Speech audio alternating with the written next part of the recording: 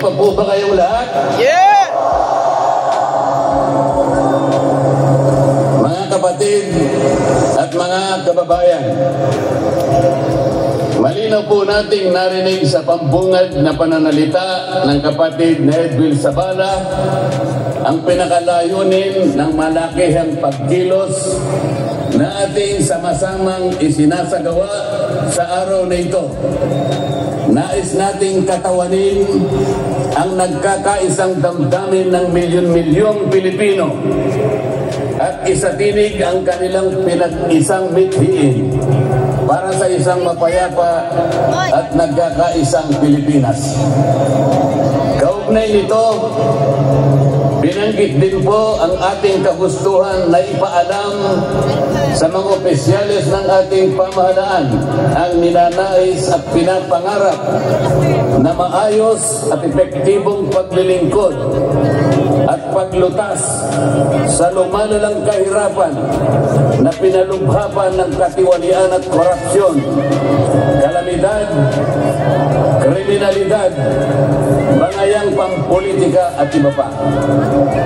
Kinikilala po nating lahat na nagkakatipon ngayon na sa pagkakaisa, kapayapaan at pagkakasundo lamang natin makakamit ang hinahangad na pagunlad at pagsulong ng ating bansa.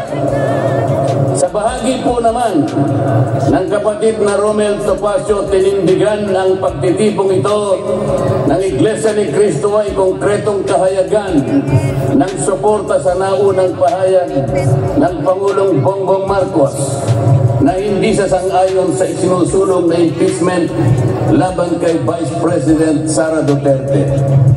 Kinatigan din po ng Iglesia ni Cristo ang posisyon ng Pangulo na ang impeachment ay hindi makapagdudulot ng kabutihan sa buhay ng kahit isang Pilipino.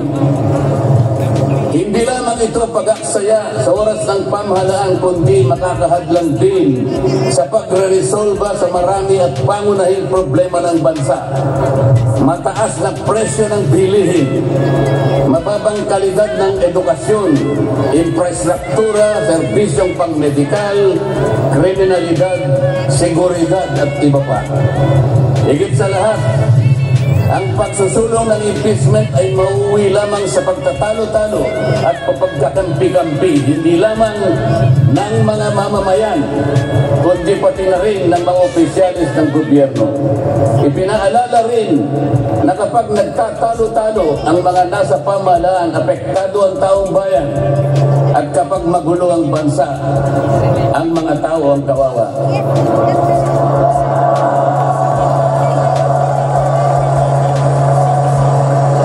Lagyan po natin ng konteksto ang dalawang pagpapahayag na nauna upang lalong mabigyan ng diin ang kahalagahan ng pagkakaisa, pagkakasundo at kapayapaan sa ikalulutas ng panganib na dulot ng kahirapan dahil sa lumulubhang katiwalian, korupsyon, kalamidad at lalo lamang napabibigat ang buhay at pamumuhay ng ating mamamayan.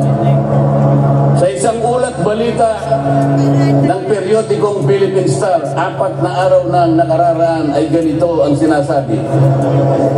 Based on a recent SWS survey, an estimated 17.4 million Filipino families considered themselves poor in the last quarter of 2024. This number represents 63% of the surveyed respondents, the highest self-rated poverty in 21 years. Across the country, Mindanao had the highest self-rated poverty at 76%, followed by Visayas at 74% and Luzon at 55%. Mga kababayan, sa tayang 5 ang miyembro ng bawat pamilyang Pilipino, nangangahulugan na aabot sa 87 milyong Pilipino sa ngayon ang nagsasabing sila ay mahirap. Katumbas ito ng 75% ng ating populasyon ngayon na tinatayang 116 million o mahigit pa. Gusto ko pong banggitin sa inyo at kailangan malaman ninyo na sa taong ito ang ating national budget ay nagkakahalaga ng 6.3 trillion pesos. Ito po ang ating national spending. Ang ibig sabihin, ito pong halagang ito ang gagamitin dapat ng pamahalaan upang tugunin ang lahat ng pangangailangan, pangkabuhayan, panglipunan, pangkalusugan, pangedukasyon, pangseguridad, lahat ng kakailanganin alang-alang sa kapakanan ng bawat isang Pilipino. 6.3 trillion pesos. Ngunit, ang tinatayang magiging income lang ng ating bansa ay kulang pa sa 5 trilyong piso. Ang ibig pong sabihin, meron tayong deficit. Meron tayong kakulangan na 1.5 trillion pesos. Ito po ang ating ipangungutang sa taong ito. 1.5 trillion pesos. Ibig sabihin po, bawat araw tayo'y gagasta ng 17.6 billion pesos. Yun po yung ating gasta. Araw-araw. Ngunit ang ating kinikita ng bansa ay 13.4 billion pesos lamang. Sa makatwid, ang uutangin natin araw-araw ay 4.2 billion pesos. Katumbas ng 175 million pesos bawat oras. Napakabigat po na hinaharap na hamon at problema ng ating bansa. Hindi po biro-biro ito. Ito po'y pananagutan po ng ating mga opisyalis. Hindi po pwedeng talikuran ito. Ganito na po kalala ang problema pang-ekonomiya ng ating bansa. Ngunit, hindi po yata ganito ang naging direksyon. Sapagkat sa halip na po, unahin ang mga binanggit nating malalaking problema na kinakaharap ng ating bansa. Ang inuna po ay mga bagay na mauuwi lamang sa pagkakampi-kampi at pagkakabahagi ng ating bansa. Bakit po? Nagtatagpo ng Quadcom. Ang buong akala ko po sa pagtatatag ng Quadcom, ito po ay 4 na komite sa House of Representatives. Kinonsolidate, ginawang isang makapangyarihang komite na ang buong akala ko, ito ang gagamitin para tutukan ang namumuong problemang lumulubha pa na hinaharap ng ating bansa. Napakataas po ng bilihin, lalo na po yung pagkain ngayon. Nagtanong-tanong po ako, ang isang pirasong kamatis last week is 20 pesos. Tama po ba yun? Ngayon po, may nagsabi sa akin 30 pesos, isang kamatis. Ang isang kilong kamatis, 400 pesos. Tama po ba yun? Ang isang piraso ng siling pangsigang ay 10 piso. Yun po yung sinabi sa akin. Tama po yun? 600 pesos per kilo. Yun po ang bell pepper. Dalawang kulay po yata yung bell pepper. Isang verde, isang pula. 45 pesos ang isang piraso. 1,000 pesos ang isang kilo. Bakit hindi po ito yung unang harapin natin? Napakalala po ng presyo ng kuryente sa ating bansa.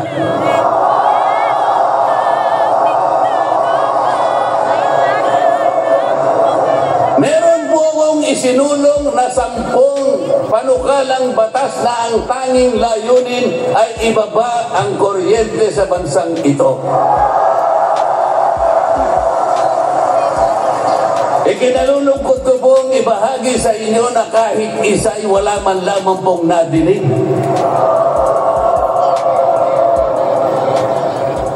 Ano po yung dininig pinatawag ang dating Pangulong Duterte, pinatawag ng Quadcom.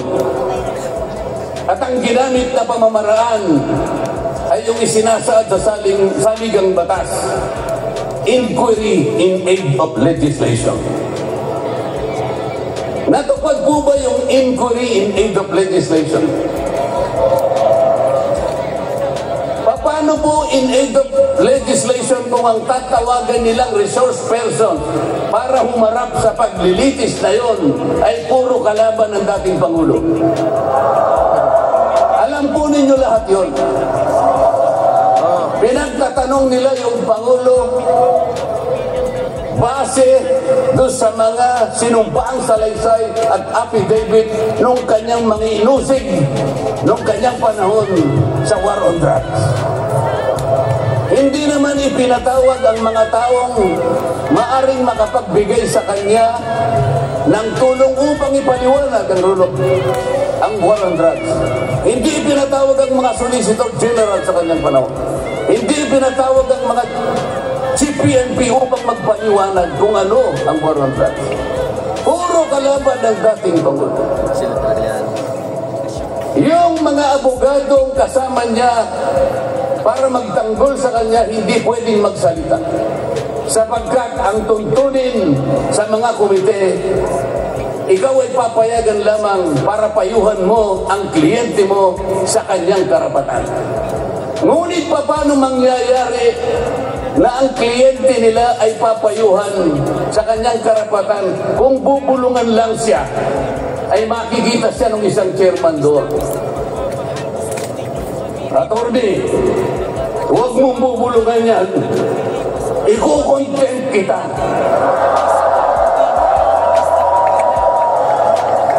Nasaan na po yung sinabi sa saligang batas na lahat ng inuusig ay meron siyang karapatan sa abogado? The right to counsel. Wala na po.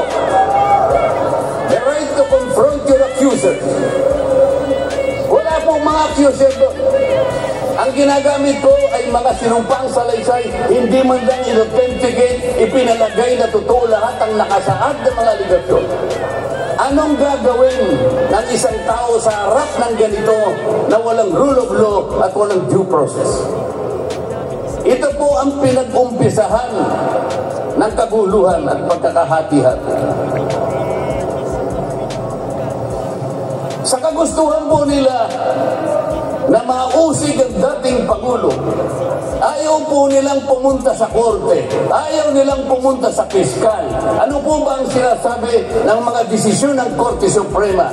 Kapag napatunayan nyo ang isang tao ay maaaring nakagawa ng kahit anong paglabag sa lahat ng batas, anumang batas, dalhin ninyo sa piskalya, dalhin ninyo sa korte.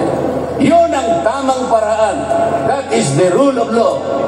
Ngunit bakit kayong Quadcom ang gumagawa rito?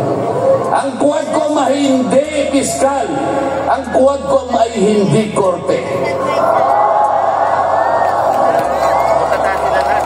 Nagkukunwa lang na korte. Yung mga chairman ng 4 na komite doon, wala ni isang abogado. Pero naalala ko yung isa doon, kamukha ni Attorney Agaton.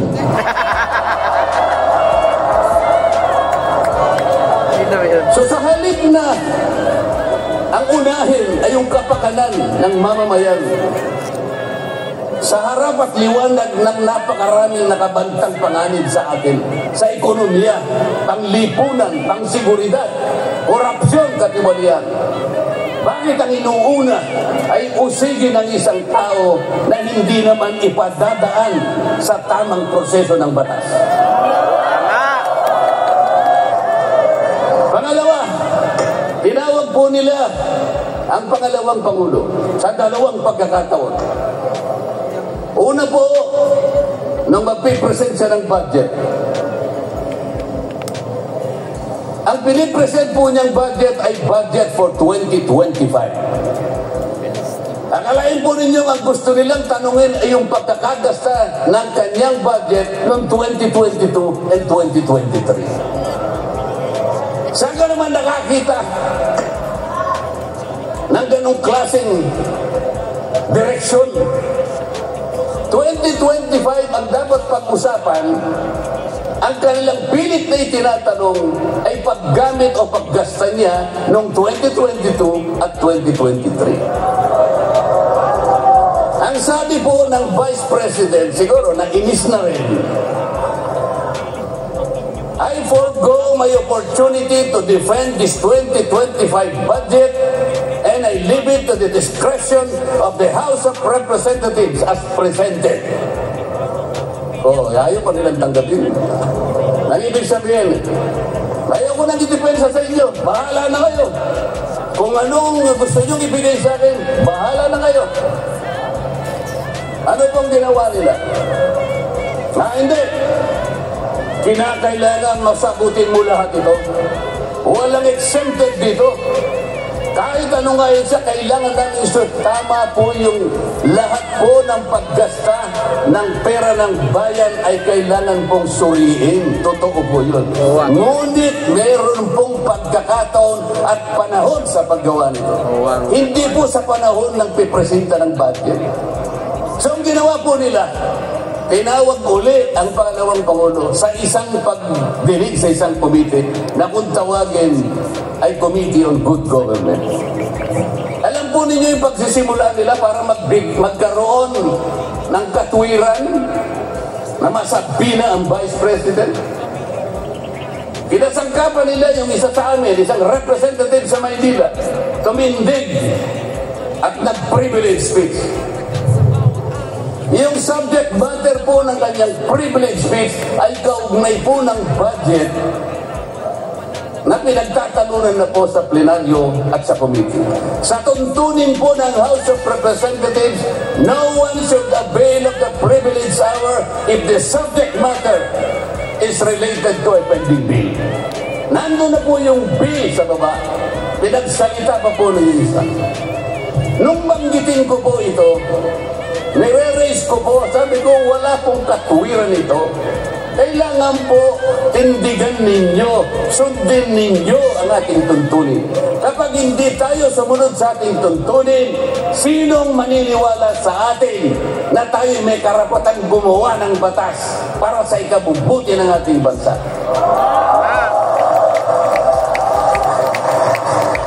Ang sabi po ng chairman, noted. Noted. Saan ka naman nakakita ng ganun? Noted na yan. Ang House of Representatives ay lugar ng pagdidebate. Doon masusuri kung sino ang may katwiran. Kung hindi magsasalita ang chairman. At pagkatapos po, sinabi ko pa, bakit baka ako dahil lamang sa isang manifestation ng isa sa amin, ginawa na naman ninyong isang motu proprio action. Yung motu proprio po ay ibig sabihin ang komite sa kanyang sarili ay pwedeng mag-imbestiga sa sarili niya. Pero ginamit nila yung manifestation ng isa sa amin. Mali na naman po yun. Hindi po dapat ganun. Nung i-raise ko po yun, ayaw na naman po nilang pumayag. Samantalang ako po, I delivered a full privilege speech. Idol, di ba pa yun? DepEd din ang pinag-uusapan nun. At ang ni-raise ko po ay yung katiwalian involving more than 3 billion pesos covering 3 annual audits of the Commission on Audit. Kahit na full privilege speech, hindi man lang po ni-refer sa committee. Samantalang yung illegal po na privilege speech, dali-daling ibinigay agad sa Committee on Good Government. Kahit na illegal, kahit alam nilang mali. Ito po yung problema. So sabi ko, Mr. Chair, bakit tayo po ang sumusuri? Bakit tayo po ang nag-audit ng confidential funds ng Vice President? Bakit tayo po? Hindi po ba ang minanduhan ng ating saligang batas na tanging may otoridad at kapangyarihang mag-audit at mag-examine ng lahat ng report at papeles ng pagkakagasta ng ating bansa ay ang Commission on Audit. Niraise ko na naman po yun. Bulag-bulagan. Ayaw pong sumagot ng chairman. Ang pinasasagot po sa akin ay yung hindi abogado. Sabi ko, Mr. Chair, nilapitan ko po sila. Mr. Chair, huwag naman pong ganito. Ilagay naman po natin sa konteksto at sa regulasyon ng ating ginagawa. Tinatanong ko po ay isang constitutional issue. Bakit ang pasasagutin mo sa akin ay hindi man lang abogado? Huwag mo naman akong insultuhin.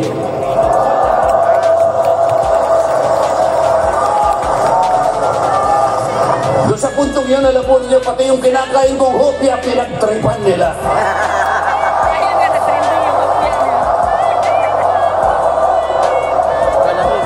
Ang Iglesia ni Cristo ay hindi po laban sa impeachment, sapagkat ang impeachment ay itinatadhana sa saligang batas. Ngunit, kung ang paraan ng pagsasagawa nito ay wala sa batas at wala sa tuntunin, ito na naman ay pagmumulan ng kaguluhan, pagmumulan na naman ng pagkakabahabahagi ng ating bansa. Yes. Ito po ang gusto nating iwasan. Ito po ang gusto nating iwasan. Iniimbestiga nila po yung confidential funds. Ang tanong ko po, Mr. Chairman, mahigit pong 400 opisina at ahensya ng ating pamahalaan ang tumatanggap ng confidential funds. At sila din ay natatawagan ng pansin ng Commission on Audit. Bakit naman isang opisina lang ang pinipilit niyong kusisain? Hindi ba masyadong halata namang pamumuliti kaya? Ito po yung gusto nating liwanagin. Hindi po tayo laban sa pag-iimbestiga ng katiwalian. Ilagay po natin sa ayon. Sana man lang kumuha sila ng ilang pang mga bahagi ng opisina na kagaya din ng paggagamit ng confidential funds, sapagkat ang layunin po raw ay makagawa ng batas. Kung talagang gusto ninyong gumawa ng batas, kasi po in aid of legislation, palagi po ito ang nagagamit, inquiry in aid of legislation. Nasa saligang batas po naman talaga ito eh. Kaya lang, meron pong limitasyon ang inquiry in aid of legislation. Ano po yung unang limitasyon? Kailangan po meron ka ng nakabalangkas na batas, panukala. Hindi mo lang makumple-kumpleto sapagkat nag-aatubili ka, baka merong impact ito sa ibang sektor. Kaya tatawag ka ng mga tao na makatutulong sa'yo para sa ganun makumpleto mo ang iniisip mong panukalang batas. Pagka ganun, alam niya kung sinong tatawagin niya. At alam niya rin kung anong itatanong niya. Hindi po ganun ang nangyayari ngayon. Dahil nga wala na pong rule of law, basta na lang sila tatawag ng kahit sino sapagkat hindi naman po talaga ang layunin ay gumawa ng batas kung hindi usigin ang taong gusto nilang usigin. Ito po ang nangyayari. Kaya nga po, dahil sa kagustuhan nila na talagang usigin ng ICC ang Pangulong Duterte, alam po rin nyo, yun lang ang tanging layunin.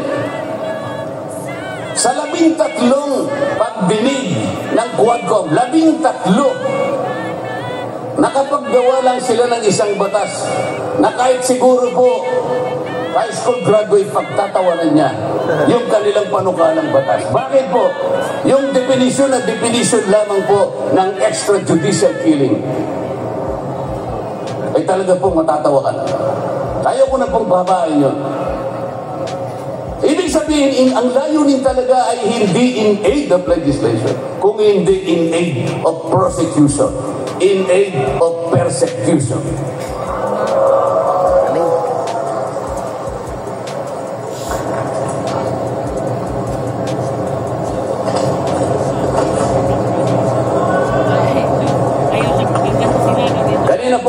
mga kababayan, napanood po ninyo ang video na kung saan ay nagpahayag na hindi pagsang-ayon si Pangulong Marcos sa namumuong impeachment laban sa pangalawang Pangulo. Ulitin ko lamang po yun. Sabi niya, tumutukoy po dun sa pagsasagawa ng impeachment. This is not important. This does not make any difference to even one single Filipino life. So why waste on this? What will happen if somebody files an impeachment? It will tie down the House. It will tie down the Senate. It will just take up all our time, and for what? For nothing. For nothing. Sabi po nito, none of this will help improve a single Filipino life. As far as I am concerned, it is a storm in a teacup. It's a tempest in a teacup. Ang ibig sabihin, isang napakaliit na bagay na pinipilit ninyong palakihin. Napakalaki ng problema ng bansa ang inaharap natin. Ito ang ating atupagin. Ito yung gustong mangyari ng Pangulo ng Republika ng Pilipinas.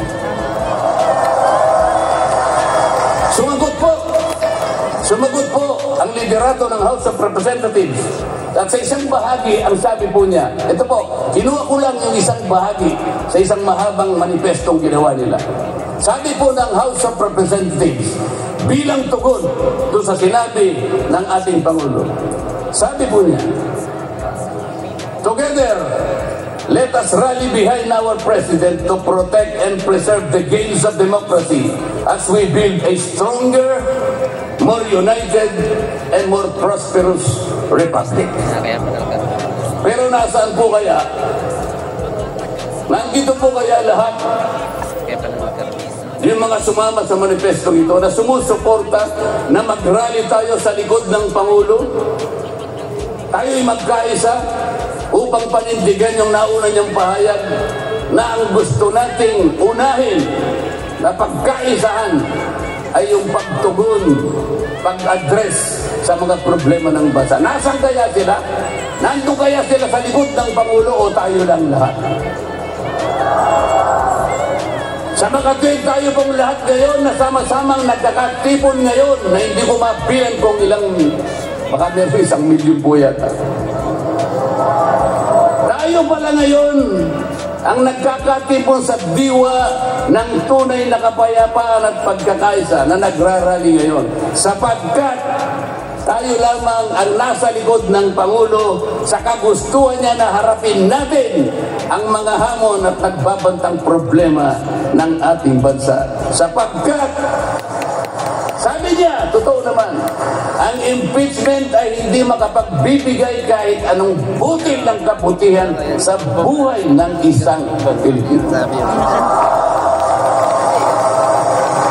Bago po ako magtapos, ay nais ko pong sipiin dito ang butil ng kaalaman na inalaw sa isang 1957 Nobel na ang pamagat ay Atlas Shrugged ni Alice O'Connor, nakilala sa taguring Ayn Rand.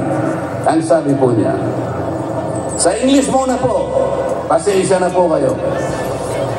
When you see that in order to produce, you need to obtain permission from men who produce nothing. When you see that money is flowing from those who deal not in goods but in favors. When you see that men get richer by graft and pull, not by work. And your laws don't protect you against them, but protect them against you. When you see corruption being rewarded and honesty becoming a self-sacrifice, you may know that your society is doomed. Kapag nakikita po ninyo na para tayo ay mag-produce, ay hingi pa tayo ng permiso sa mga taong hindi naman nakakapag-produce, at nakikita po nyo na umaapaw ang pera sa pamagitan ng patagong transaksyon at hindi sa pamagitan ng mga merchandise na nakikita natin. At nakikita ninyo kanya na yung iba ay lalong nagiging mayaman sa pamagitan ng katiwalian at hindi sa pamagitan ng trabaho. At ang mga batas ninyo, sila pa ang pinoproteksyonan. At ang batas ninyo ay sila pa ang lumalaban sa inyo.